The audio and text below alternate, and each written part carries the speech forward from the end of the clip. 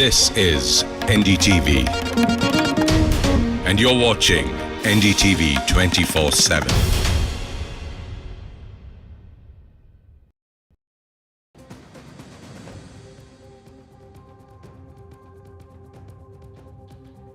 A very good evening. You're watching India Global. I'm Gaurie, Dwivedi. Over the course of the next 60 minutes, we get you all stories that matter to the global Indian. But first up, as always, the headlines. Pakistan government promotes Army Chief General Asim Munir. He has now been made Field Marshal, the first since Ayub Khan in 1968, even as India continues its diplomatic outreach following the success of Operation Sindoor. India's nuclear energy sector is thrown open to foreign investors. Up to 49% of FDI can be allowed in India's nuclear sector, paving the way for greater energy stability for India. Huge rift between Bangladesh Army Chief and interim advisor Mohammad Yunus. Everything from release of Islamists to no date for elections are reasons for the rift. UK suspends trade talks with Israel over the new Gaza offensive. UK Foreign Minister David Lammy condemns what he calls monstrous military escalation. We decode has Netanyahu run out of options. And India's Banu Mushtaq scripts history with the International Booker win. She wins the International Booker for Heart Lamp.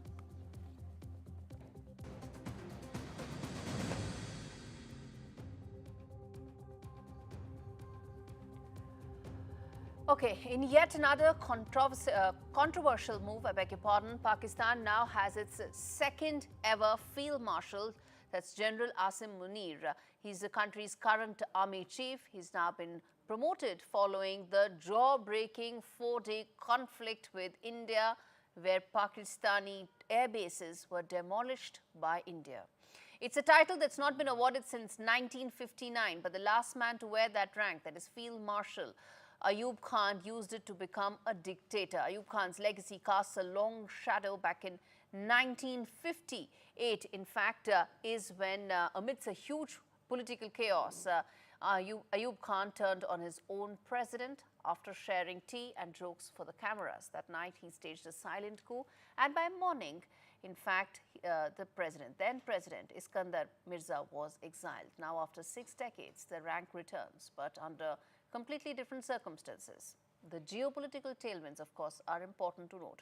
For as many in Pakistan, the title Field Marshal carries more than just military weight. It carries history and also a warning. Meanwhile, India has taken its fight against terror global. In fact, after Operation Sindoor, the diplomatic offensive continues. Our MPs across party lines are now set to go. In fact, we are in the process of being dispatched to 33 countries to continue to expose Pakistan's terror playbook, led by MPs like Aparajita Sarangi and several others. So 2 things are happening. Pakistan, which is the fountainhead of terrorism, what is it doing? It is actually crowning its army chief with a decorated designation, one that hasn't happened, a title that hasn't happened for 6 decades. What is India doing? It says Operation Sindoor continues. Right now, our focus is on completely isolating Pakistan diplomatically. And that's exactly the first story that we are debating on India Global today. I'm going to put out the big questions, and I'm going to then ask what really are the next steps in terms of India's diplomatic operations, and more importantly, how should we view what's happening in Pakistan? The first questions that are coming in: why is Pakistan rewarding a general who actually lost a war?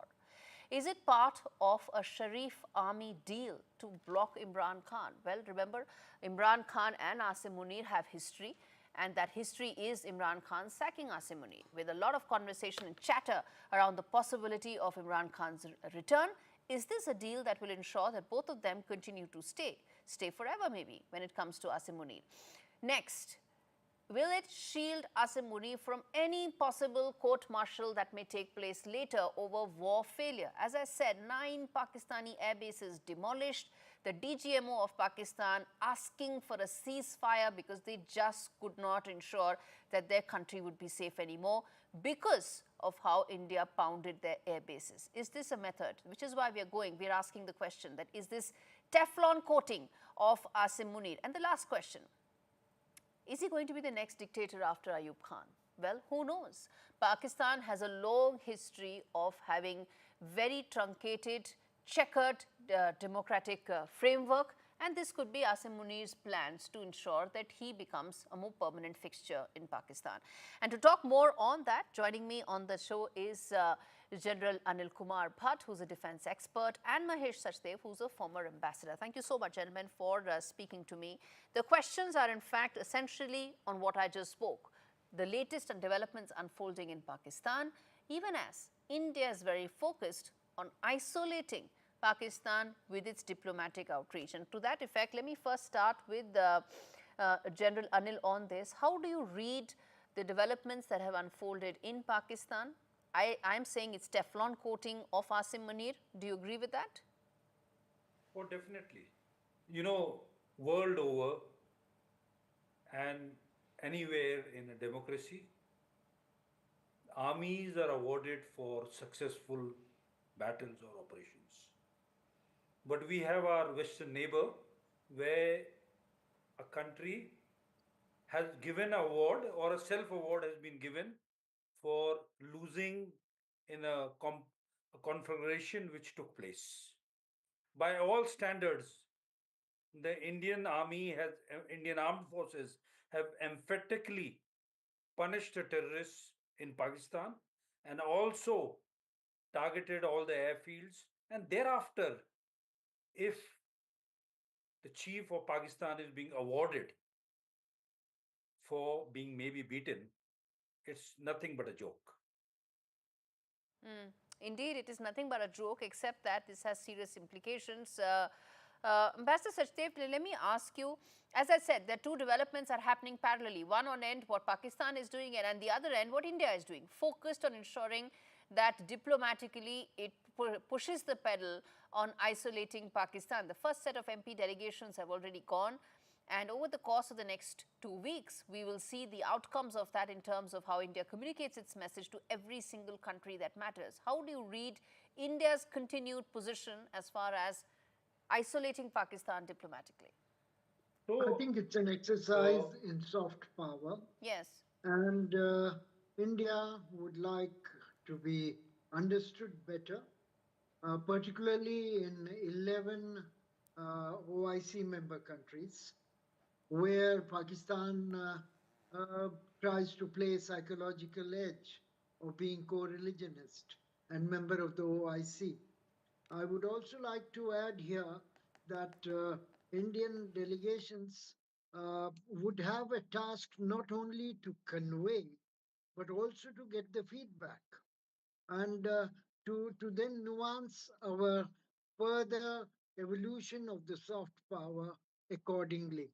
So if in some places Islamic angle has to be played, this be it. In some other places, humanitarian stuff has to be pushed forth. That would be another one. In other places, terrorism would be the big no. And there it'll be, we will need to sort of augment our arguments accordingly.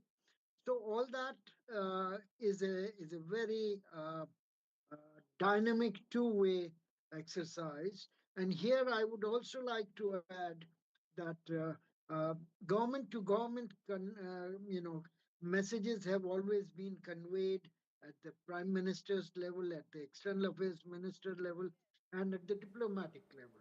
Okay. Now, very often those messages are received well with politeness, but then the people come around and say, look, our parliament is independent, our media is Of course. independent.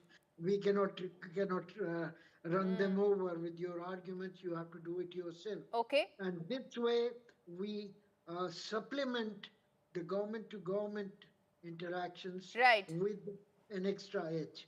Yes. Okay. So two things. As I said, India is very clear. It wants to reach out to the existing non-permanent members of the UNSC and also the ones who will come in next year when the membership changes, excluding, of course, Pakistan and China. All delegations are going to all of those countries, and in addition to OIC. But I want to come back and reflect the other development, which is the Pakistan aspect. And let's keep reflecting that on our screens as well. General Bhatt, as far as Asim Munir is concerned, the reason why, or as far as the Asim Munir Shehbaz Sharif combo is concerned, they would want to also do this to ensure that they keep Imran Khan out permanently. So it addresses their interests politically. It also, of course, secures their future. And how should we be reading, how should India be reading the Shehbaz Sharif Asim Munir combo here? So, in the combo, it is not a combo. It's only one man. And that is... No, it's an alignment of interest because of convenience. Oh, yes. But the man who calls the shot is the Field Marshal. Now, that is General Asim Munir, and he will continue to call the shots. The other person is just along with him, and by matter of convenience, it happens to be that party at the moment. But definitely, as you say, coming back of Imran Khan becomes much more unlikely with the consolidation of power within the army by the chief by becoming a field marshal. And lastly, Now, I want to ask you... is it a way ahead to even become the president? One does not know.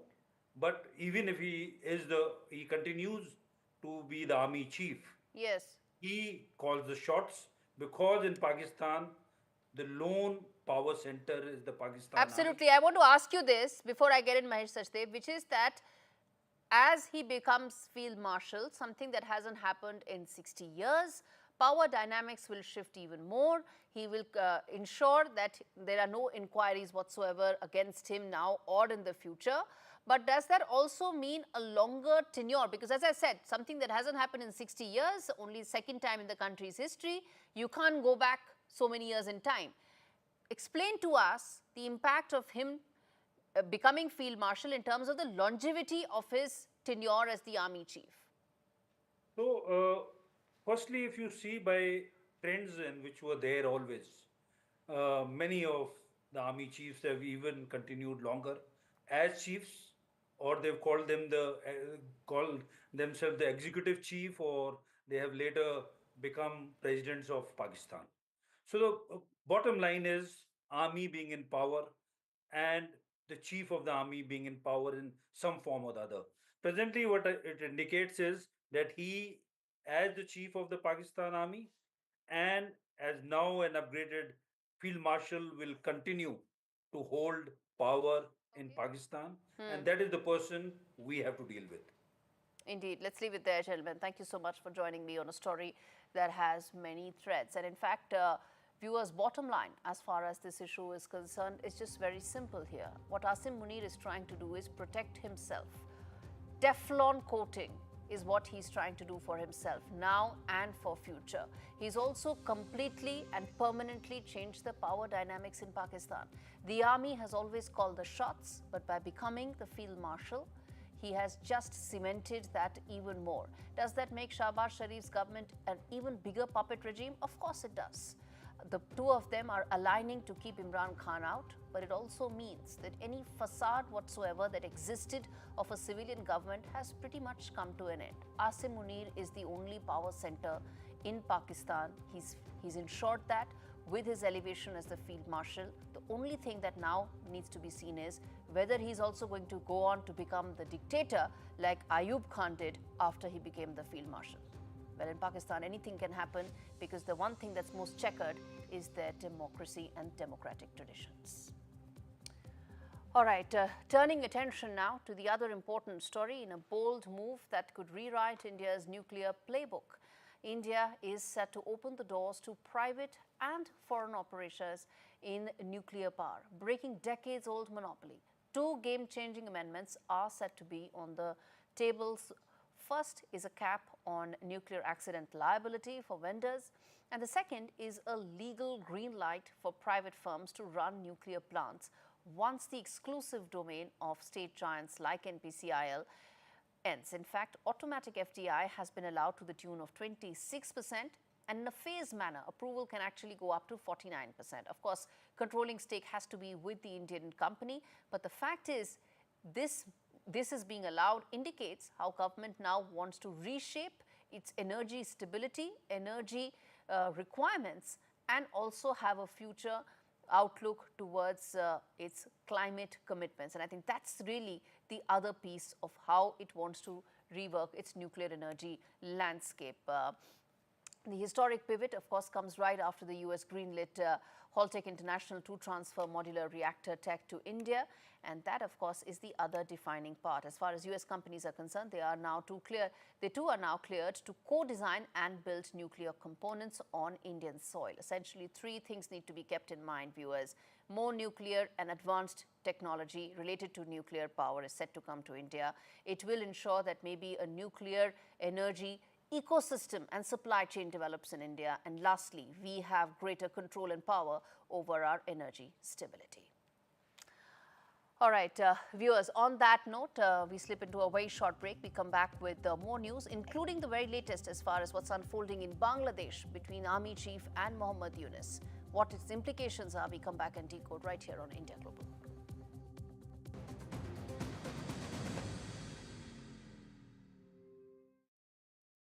Don't miss Sharp's half-price spring savings. Get Sharp's bespoke fitted furniture for every room, from living spaces to home offices and bedrooms. Many ranges are now half price, including our must-have Manhattan range. Our exclusive Space Plus system means we won't be beaten on space. Plus, you get our 15-year guarantee for total peace of mind. Our half-price spring savings end Bank Holiday Monday. Book your free home design visit today at sharps.co.uk. Just sorted my guaranteed over 50 plan with Sun Life. There's even a cash payout. Nice one. It's given me the confidence to look after myself. I've started learning jiu-jitsu. Come on! Search Sun Life Plan today and get a free gift card. Those weeks that he came in, with the 3 weeks that I could be his little girl again, nothing I can do will repay Marie Curie for doing that for me. The amazing gift that they gave me was I was there at his last breath. He was there for my first. I will give everything back that I can to the hospice that gave me so much. Give better end-of-life care to all. Get your free will guide today. Visit bingoaliens.com/bingo for a cosmic range of bingo games, taking bingo to another dimension at bingoaliens.com/bingo. Sun's out, fun's out. At Tesco Mobile, our deals will help you get the most out of summer. Get a SIM with 100 gigs of data for just £16 a month with club card prices. And what's more, we'll help you save on your summer activities by collecting £20 worth of club card points too. How you choose to spend them is up to you. It pays to be connected. Search Tesco Mobile. Every little helps. If your garage looks like this, you need Tougher Man. A leading supplier of shelving for your home or business. Assembly is quick, easy and boltless. Buy one bay from just $59.99, or you can get 3 bays from only $119.99, saving you nearly £60. Plus, you get a 5-year Storelex steel guarantee. Order now at tougherman.co.uk. Ladies and gentlemen, we found the reason why Britain hasn't been so great of late. It's because the country hasn't been eating enough Weetabix. It makes sense. I've been eating croissants. Me too. We should deliver Weetabix to where it's needed most, to whoever's in charge of fixing potholes. VAR. Yes. And drivers who park like this. Yeah. To Britain, we must say, have you had your Weetabix?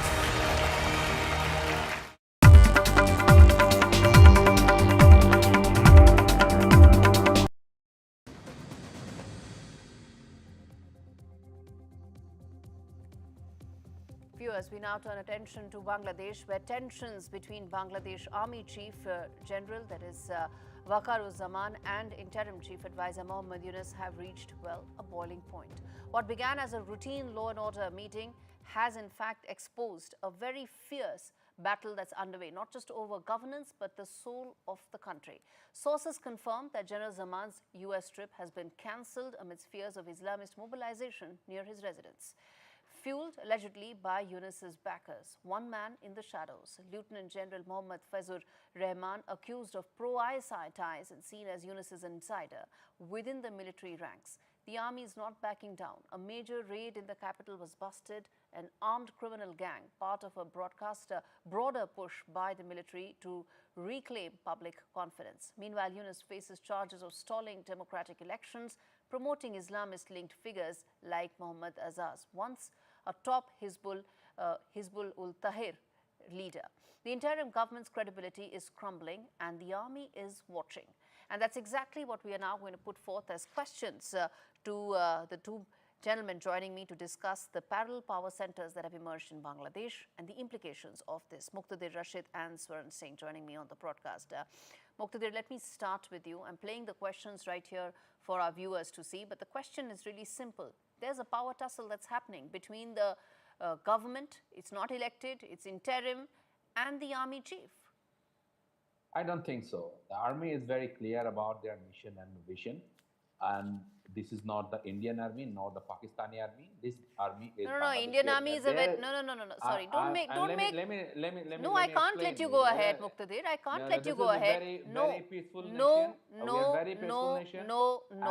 I will not let you make references about the most professional army and get away with it. No, please don't. And you, no. Sir, you can keep saying anything. I'm not going to let you say.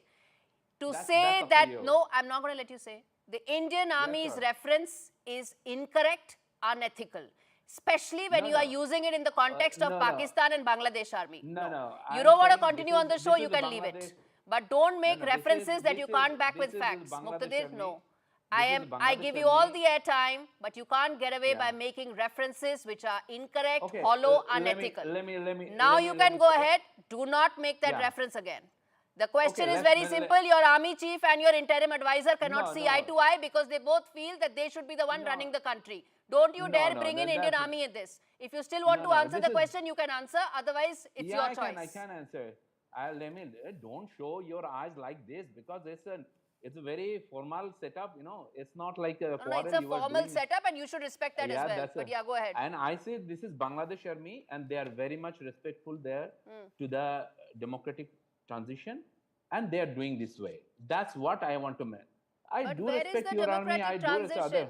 Where is the democratic transition? Army is asking for elections. Yunus is not giving an election roadmap. No, everyone is asking for election, other than a few. The NCP, which is the backed by this Yunus government, and some Jamaat leaders who are not looking for this. But other than everyone is looking for a free, fair, and credible election. Why are they not happening? And that is one. And it is not happening. It's not happening. It's not that. It's happening. It definitely will be this year, end of this year or early that year. So I'm not saying that army has any quarrel with Dr. Yunus, but there are some confusion about the humanitarian corridor. And of humanitarian corridor, there is a problem. Then there is a problem with regard to the BDR mutineers. Then there is a problem with regard to Islamist radicals who've been freed, who've been mainstreamed. Yunus is running some sort of a regime which even the army chief feels is just too extreme. You are saying everything. Let me explain it. They are not mainstreaming. There are some serious kind of repression by the Hasina regime. They put anyone who disagree with her notion. So that is why a lot of people were in jail, and many of them are convicted without any fair trial. So we know about that. The reason is why Sheikh Hasina left. You know very well about that. But now we are talking about the election, and a free election is very crucial for Bangladesh and democratic transition. I hope India is also looking for a peaceful transition of power. And of course, India is waiting and watching, Muqtadir, and that's why I was giving you all the time. But I'll tell you the 7 instances, and I want to get in Professor Singh on this as well. 7 core reasons why there is a clear conflict between the army chief and Mohammad Yunus. Election delays being one of them. 300 convicted for killing army officers in 2009 released. Islamist radicals, 400 of them mainstream released. Then, of course, there is the power corridor in the humanitarian corridor in Myanmar that Muqtadir talked about. Then ban on Awami League, which of course many feel that if you ban the main opposition party, what kind of election are you really going to have? In addition to that are the rival army leadership bids. Professor Singh, I've listed all these points out. How do you see the internal tussle that is taking place in Bangladesh, and how do you see its security implications? I think first of all, we should stop denying that there are no tensions between the army chief and the chief advisor. The meeting yesterday that happened in the state guest house, Jamuna, was aimed at simply army chief asking Dr. Yunus to have some kind of a plan of action as to when he plans to hold elections. He has gone public saying that there is likelihood of greater danger emerging and then insisting that we should have elections. Army chief has to make arrangements that protesters don't come near his office, near his home. What is this? I mean, one after another. Forget about Sheikh Hasina, that's past now. Since August last year, it is the chief advisor who's been placed on the helm. And, his simple job was to make sure that he brings stability in Bangladesh as soon as possible with the support of armed forces and organizes general elections as soon as possible so that a public mandate can bring another regime to power. And things have been happening very strange in terms of decisions he's taking, erasing the entire history of Awami League, including disbanding Awami League, building relations with Pakistan in a very, very, ahistorical way. ISI chief visiting, meeting, army being trained by Pakistanis, Chinese team visiting Lal Monir Khat recently. Again, the news about whether that airbase is going to be used by Chinese. These are not decisions that he's supposed to take. He's simply meant to be an interim chief advisor. And I think the best person, and I think this was communicated best when the French President Emmanuel Macron refused to have a bilateral with Mohammad Yunus because he doesn't represent the people of Bangladesh. He's an interim advisor expected to pave the way for a democratically elected, stable government that will last 5 years. And I think that's the reason why that message came in from France. As I said, parallel power centers in Bangladesh, and India needs to be very careful of the security implications there. All right, I'll have to leave it there, gentlemen. Thank you so much for joining me. On that note, we slip into a quick break. We come back on the other side, talk more about Netanyahu's fate that's now hanging in balance. Stay with us.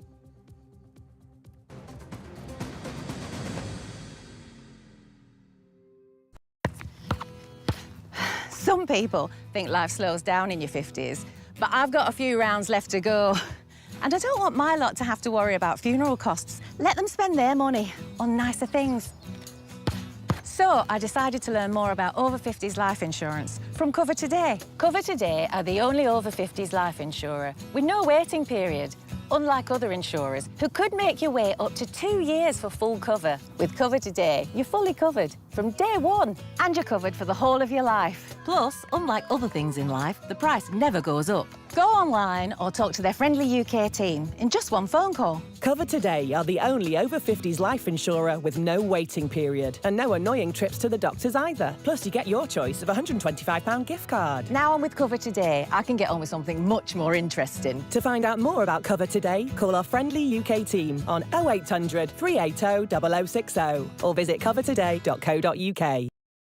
Ladies and gentlemen, we found the reason why Britain hasn't been so great of late. It's because the country hasn't been eating enough Weetabix. It makes sense. I've been eating croissants. Me too. We should deliver Weetabix to where it's needed most, to whoever's in charge of fixing potholes. VAR. Yes. And drivers who park like this. Yeah. To Britain, we must say, have you had your Weetabix? When facts are fragmented, we put the pieces together. Where power collides with truth, we are there. Behind me is that massive security arrangements that are in place. Behind fractured boundaries, we clear the fog of war. Fault Lines with Gaurie Dwivedi, only on NDTV World. In today's interconnected world, India's voice is more crucial than ever. When India speaks, the world listens. At NDTV World, we are that voice, bringing you intelligent and insightful news from India and beyond. From geopolitics and diplomacy to economic shifts, migrations, tech disruptions, and the stories of our diaspora. We cover the news that shapes our global future. NDTV World. From interesting tech startups to industry-leading companies, politics, sports, culture, curry, cricket. Oh, there's so much to talk about. Like me, if you too thrive on interesting conversations, this is a show you cannot miss. Watch this space to know more about all matters and all people that make Britain what it is today. Out of Britain, with me, Radhika Iyer.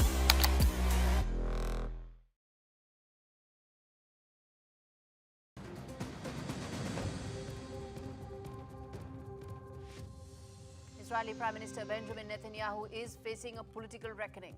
Mounting pressure from Israel's allies, including the UK, France, Canada, and now, of course, US. Well, Trump is forcing a potentially historic pivot. On Tuesday, Britain, what it did was it suspended trade talks and sanctioned Israeli settler outposts, calling Israel's blockade of aid to Gaza as indefensible. But it's Trump's shift that stings the most, doesn't it? Once Netanyahu's key ally, he now urges an end to the war, marking a seismic shift in the US-Israel dynamics. Netanyahu's far-right allies threaten to bring down the government if more aid flows into Gaza. But international isolation is also growing.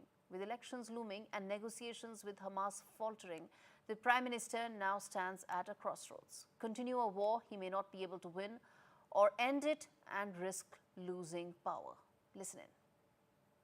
Let me separately address the question of Gaza, because it is a really serious, unacceptable, intolerable situation. On Gaza, the humanitarian situation in Gaza is unacceptable. Is unacceptable. Israel must stop now immediately. The Hamas needs to release immediately all the hostage. Therefore, today, I'm announcing that we have suspended negotiations with this Israeli government on a new free trade agreement. ממשלה שאומרת שאפשר להפקיר חטופים וצריך להרעיב ילדים, זו ממשלה שנשמעת כמו דובר חמאס. ממשלה שמדברת על פצצת אטום בעזה היא לא ממשלה יהודית והיא בטח לא ציונית. One thing is clear, for Netanyahu, the political battlefield may soon be more dangerous than the military one in which he's trying to get more gains. To talk more on this, let me quickly now rope in Ariel Kahana, who's joining me to represent essentially the Israeli side of it. She's joining us from Jerusalem. And there is Omar Anas, who's a Middle East expert. He's joining us from Turkey. Ariel, let me start by getting your view out right now. One can debate the statistics, whether it is 14,000 children or 10,000 children, or whether it's these many number of people who are struggling to get food or that many. But the fact that those visuals, those pictures are there, they're moving people around the world, which is why Israel may be losing a lot of the support that it had at the beginning of this war. So, war is never pleasant, but unfortunately this war is taking place for now more than a year and a half, because it began with an awful attack, unbelievable, horrible attack by Hamas on our civilians, on our cities, on our villages, slaughtering babies, killing women, pregnant women, raping them, and really unbelievable scenes, which, by the way, were broadcast live on Telegram and other networks. And people who would like to see what happens then can still find it.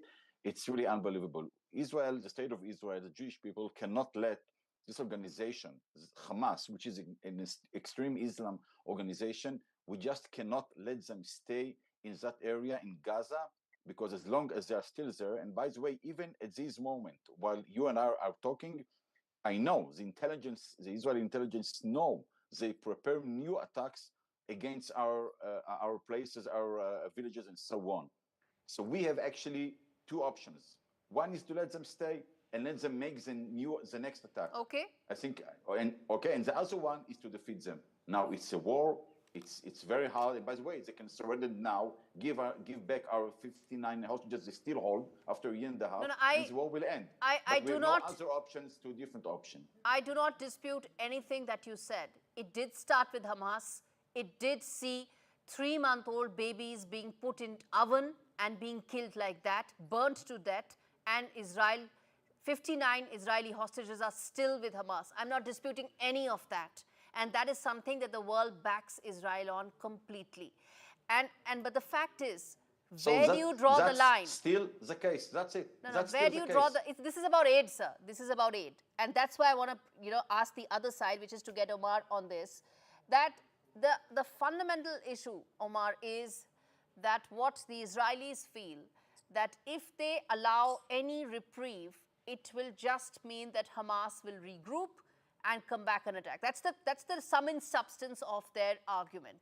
How do you give comfort to Israel that while this war may be going on, aid has to flow in? And where do you find that distinction? Look, I think that this war is no longer, at this stage, is no longer about Hamas. It is, if we see the strategy which Netanyahu is following, he is not trying to destroy Hamas. And by the way, let me also remind our friend here, is that it is Israel who had supported Hamas in 1980s against PLO. First of all, Mr. Anas, I have a request, and that request is to both of you. You want to go back in time, we can go back all the way. But that doesn't solve the problem, right? Because you and I are sitting in studios and sitting in comfortable rooms. There are 59 Israeli hostages who haven't seen daylight in almost 19 months. And there are these children in Gaza who are facing starvation. Let's be very clear. Let's not go back in time. Let's now talk about trying to find some sort of a solution, and also in the wake of the diplomatic isolation that Israel is facing. Yes, Mr. Anas, I want to understand from you that are there any options left on the table to solve this? To be very honest, the only option is left is that Netanyahu must declare a ceasefire, even unilaterally, because the international opinion and most of the European countries, they are now convinced that this war is no longer about Hamas. Israel has achieved everything against Hamas. Israel has already killed the maximum number of leadership, the top leadership, even a large number of their soldiers as well. Now it is the civilians who are being victimized and who are suffering at this time. So I think that this is the main problem. Why is Netanyahu is not declaring a ceasefire? Why he is not agreeing to a ceasefire? He has political compulsions. He has domestic challenges. So he is using this war for his survival. And let me put that out. I want to play some of those graphics again, which talk about what could be the next options as far as the Israeli Prime Minister is concerned. The fact that his government could in fact fall because the far right want this to continue. The fact that US will or may withdraw support, leaving Israel completely isolated. The fact that there was a big Middle East tour which did not include Israel. Those limit the options, Ariel, doesn't it, for Mr. Netanyahu? So it's not about political interest here inside Israel, and it's not about, God forbid, it's not about civilians in Gaza, not at all. By the way, the one who are torturing, even in these days, the civilians in Gaza are Hamas, are the Hamas people. I don't know if you know, but every day there are a lot of, you can see it on the social media, but also in the streets in Gaza, people demonstrating against Hamas. People in Gaza are calling Hamas to stop the war because Hamas is the one to use civilians. He's using Palestinian civilians to kill Israeli civilians. That's the way this horrible organization is working. Now, every person in the world who doesn't want the extremism to win, who doesn't want terror to win, who doesn't want horrible actions, as we saw in the beginning on the first day of this war happening, should join and support Israel with this war. Just you showed the British Prime Minister. It's just as if we will say to Churchill, you know, in Second World War, you know what, Mr. Churchill, stop in the middle of the way. No, this war will be end at one point when we will get back our people and when Hamas will be defeated. We have just no other choice. So which brings me to ask this question to Omar, which is that essentially that's I wouldn't say that that's the voice of the government, but it represents the large part of the Israeli opinion, which is that you've got to give us our hostages, this war will end. Why is Hamas not ending this war by giving those hostages? Because if Mr. Netanyahu is willing to go ahead, even when he faces global censure, it means that the international community can only do so much as well. It's got to be those hostages. In previously all negotiations, what we know is that Hamas had completely agreed to surrender all of the hostages in stage by stage in return of different compromises, and Israeli side had also offered these kind of compromises.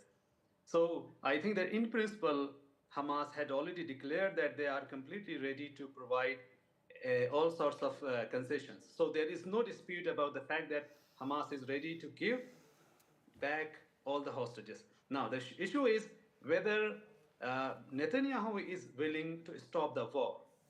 Now the ball is in the court of Netanyahu. He is not agreeing. And by the way, if you see what is happening in Europe and how the European countries are now evaluating the situation, and especially if you see President Trump, he is feeling like betrayed by Netanyahu because he had put so much energy to convince Saudi Arabia and United Arab Emirates and other countries for Abraham Accord. President Trump is seeing as if his entire vision of Abraham Accord is being defeated by Netanyahu. He is blocking. He is the only person who is blocking the Abraham Accord, and he is the person who has stopped the Saudi-Israeli normalization. I'm sorry, but all that is just ridiculous. Netanyahu and Trump, and I was there personally. There's the one who made the Abraham Accord. There's the one who wants now to go on with the Abraham Accord. But all the countries of the Abraham Accord, including the UAE and Bahrain and many other Arab countries, all of them, and by the way, Western countries as well, all of them support, and of course the US, all of them support the Israeli goal to eliminate Hamas. No. This region cannot survive as long as Hamas is still here. That's the point. I don't think that distinction has clearly emerged as clearly in the Israeli political leadership as it should, that the war against Hamas and the battle against the people of Gaza, particularly the children, as I said, are two different things. I'm going to leave it there. Gentlemen, thank you so much for joining me on India Global. Well, at the end of the day, bottom line, viewers, is that for Benjamin Netanyahu, there is a lot that's riding, everything from political survival to the survival of the 59 hostages that continue to remain in Hamas's captivity after 19 months of when the war started. But with limited or maybe very few diplomatic options really on the table, will he be forced to come out with some sort of a ceasefire, or will he try and play Trump administration just like President Putin has been able to do so for several months? Well, no one has the answer, but limited time is available, at least for the people of Gaza who need food, and they need it now. Well, viewers, on that note, I'm going to slip into a very short break, come back with more news on the other side. Stay with us.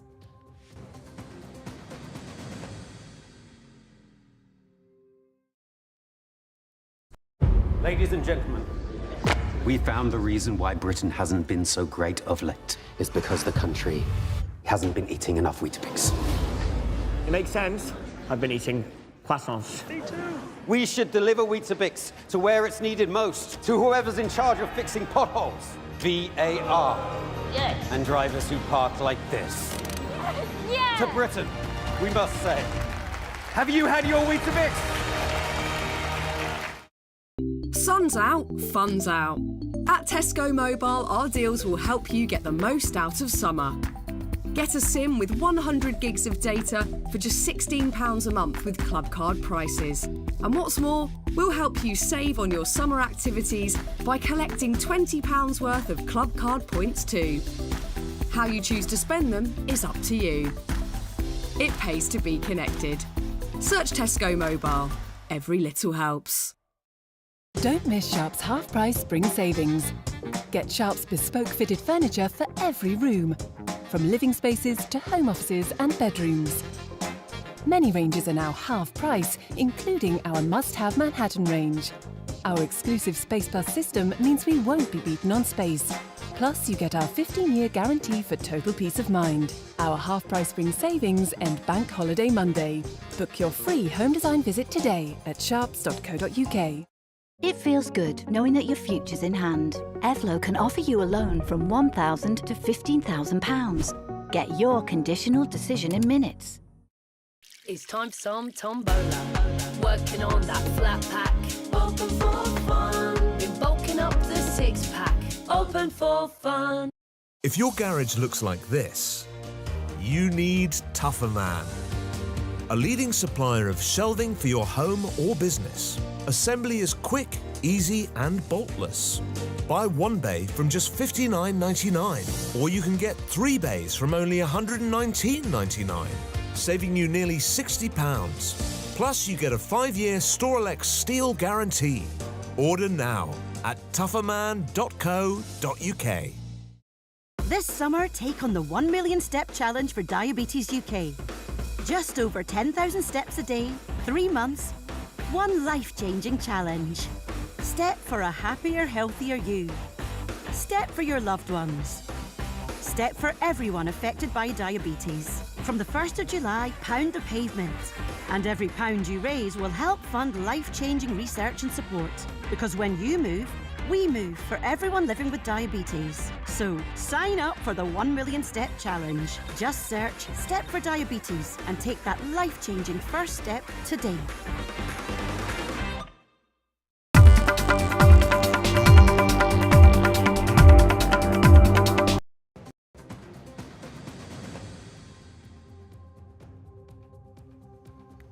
Troubling new twist that threatens regional stability and sovereignty, China and Pakistan are now dragging Afghanistan into the controversial China-Pakistan Economic Corridor. It's a project long accused of being Beijing's neo-colonial Trojan horse. In Beijing this week, Chinese Foreign Minister Wang Yi and Pakistani Deputy Prime Minister Ishaq Dar peddled economic promises to Afghanistan's Taliban regime, all under the guise of development. Taliban's Foreign Minister Amir Khan Muttaqi emphasized the need for a comprehensive solution to the challenges faced by Afghan traders, particularly in exporting agri-products. And he also reaffirmed Afghanistan's commitment to ensuring that its territory will never be used against neighboring countries. Now, this is very important. As far as Afghanistan's comment is concerned, where he has said that their territory will never be used against neighboring countries. Who are they sending a message? They're sending a message to Pakistan. Against whom? India. This is the strongest possible message that's coming from Afghanistan, that Pakistan cannot use an inch of Afghanistan to counter or to try and use it against India. And I think that's the most important point. As far as CPEC is concerned, it's been a non-starter. It will remain so. Roping in Afghanistan is not going to change it. But Afghanistan's clear message to Pakistan should be noted by Islamabad and the Pakistani army. All right, turning attention now to the other very important story, which is something that impacts all of us. Google has launched a new AI-powered search engine that embeds chatbot capabilities directly into its main platform. And the AI mode aims to give users conversational and expert-level responses while reducing the need to sift through multiple web pages. CEO Sindhu Pichai has said that the shift marks a major evolution in search technology, and Google also teased new AI-powered glasses, reigniting its push into smart wearables. Analysts have warned that the change could reshape how the tech giant earns revenue going forward through search as a category. Even Mehta joins me to talk more about what is the impact of this for consumers like you and me. At some point in time, this will, of course, come to India. Right now, it's in the US. It's a dramatic shift, isn't it, in the way we use Google. And it also means that some of the third-party websites that were very important till now will probably become redundant, let's say, the moment this becomes the new normal. Oh, definitely. And we have seen strides from Google in this direction from last year. AI overviews, which were in US, were rolled out in India. And Sundar Pichai, even during the keynote yesterday, mentioned that India was one of the key markets for search. Now, what's happening with Google search is that naturally ChatGPT, Perplexity, all these different kind of new modes of search are having kind of causing a dent in Google's universe. It's not a seismic shift. until now, but they know that more and more people are using these tools. On the other hand, there is US also is pushing the regulatory norms on Google, saying that Google is monopoly and in ads, in search, in multiple ways, and trying to take up Google. So Google understands that it needs to change a lot from very link-based approach, and that's why this is the way that they are doing it. Okay, one is from the company's point of view, which is that they are looking to, in fact, have this as a major revenue stream. But what about consumers? Explain to us the tectonic shift this will mean for consumers, you and me, and those watching this broadcast. So for consumers, obviously, Google wants us to stick with Google.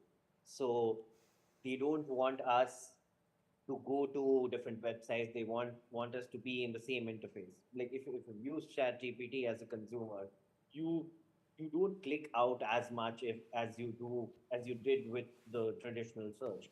So that's what Google is trying to do. That be in our page, we'll give you all the answers, we'll click you out, and you got it right, like rightly you mentioned.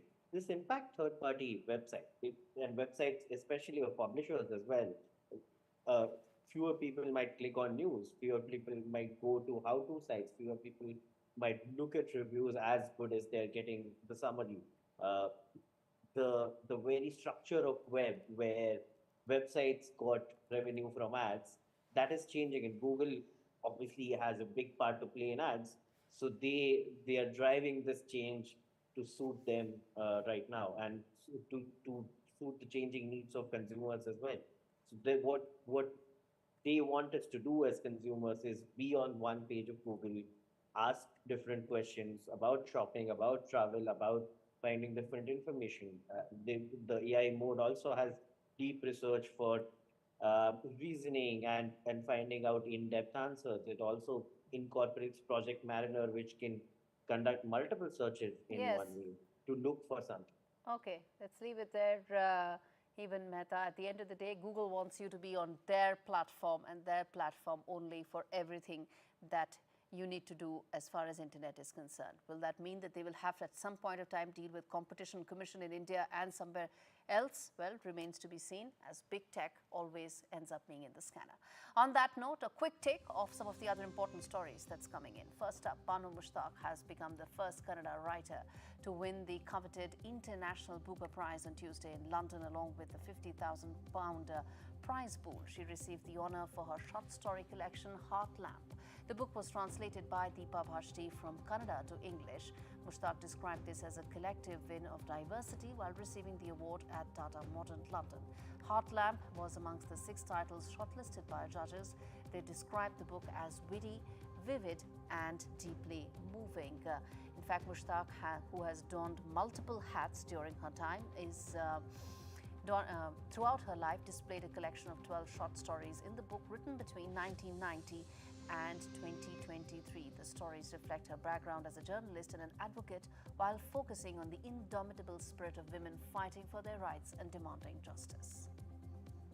If I may borrow a phrase from my own culture, this moment feels like 1,000 fireflies lighting up a single sky, brief, brilliant, and utterly collective. To even stand among these extraordinary finalists is an honor to me. I will never forget, and I accept this great honor not as an individual, but as a voice raised in chorus with so many others.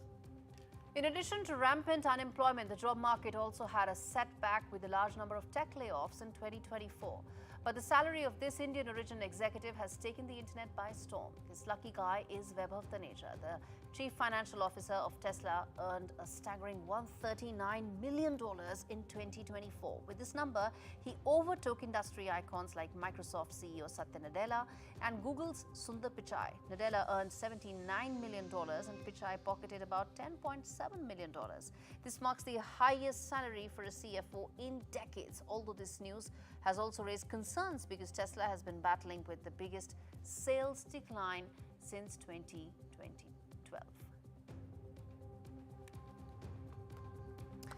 Well, on that note, it's a complete timeout on this edition of India Global. Thanks so very much for watching.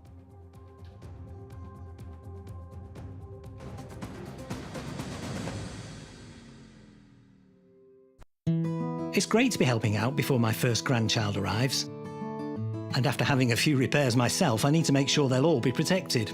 Which reminds me. Welcome to British Seniors, the UK's #1 rated provider of over 50s life insurance. Hi, I'd like a quick quote. No problem. We're proud to offer our seniors lifetime guarantee. With 100% of claims having been paid, we guarantee your premiums will never go up and that you'll speak to one of our specialists in the UK. UK residents aged 50 to 80 are guaranteed to be accepted. Depending on your age, your loved ones can get a cash payout up to £10,000. Wow, that money could help with funeral costs or as a gift for my grandkid. I'll do it. Plus, when you sign up, you'll receive a £135 gift card and free 24/7 GP advice and health services. He's going to be named after his granddad. Be proud to protect your loved ones with British Seniors. To get a free quote today, call our UK team on 0800 470 4444 or visit britishseniors.co.uk. This is an important message for people living with diabetes, from people living with diabetes. When I was experiencing the symptoms of diabetes, I didn't know what was going on. You go on the internet and it's full of horror stories. I didn't understand about carbs, I didn't understand about blood glucose levels. That's why the support I get as a Diabetes UK member is so important. You can become a Diabetes UK member for just £3 a month. When you do, you'll receive a practical guide specific to your type of diabetes and a copy of Balance magazine 4 times a year. Plus, you'll help support research that could lead to better treatments for all types of diabetes. As members, we're all working it out together. Call 0800 144 5410 or go online to become a Diabetes UK member for just £3 a month. Join us now because membership can help you learn to live better with diabetes. As a dad, I know life's unpredictable. It's all fun and games until it's not. You okay? I want my kids to always be looked after. That's why I'm not putting things off anymore and protecting the life we've built by calling Smart Insurance. Hi, how can I help? Hi, I'd like a quick quote, please. OK, you can choose a benefit amount up to £750,000 depending on your age. Brilliant. If you're a UK resident aged 18 to 64, you can apply with just a few health and lifestyle questions. For £250,000 of cover, the price starts at just £14.77 a month. That's less than I thought, and could help my wife pay off the mortgage. With our Smart Family Guarantee, you'll have peace of mind. That's good to know. You'll also receive a 100% advance in the event of terminal illness and 10% cashback on your first year's premiums. That's the Smart Cashback. Plus, you get your choice of a £125 gift card. Protect the life you've built the smart way. To get a free life insurance quote today, call our specialist UK team on 0800 977 6797 or visit smartinsurance.co.uk. It's a landmark moment for regional literature. Honor not as an individual, but as a voice raised in chorus with so many others. First up this evening to the political face-off in Telangana as the Judicial Commission investigating alleged irregularities in the construction of the massive Kaleshwaram lift irrigation project has summoned former Chief Minister K. Chandrasekhar Rao to appear before it. Justice P.C. Ghosh Commission probing the irregularities in the project has also issued notices to BRS MLA T. Harish Rao, who was the irrigation minister, and also BJP MP Itala Rajender, who was also a minister in the KCR cabinet, to appear before it. Harish Rao, nephew of KCR, has served as irrigation minister during the previous BRS regime, while Rajender was also a minister in the BRS government before joining the BJP, remember, in 2021. There was fierce political face-off over the project, estimated to cost nearly £1.5 lakh after safety concerns over the barrage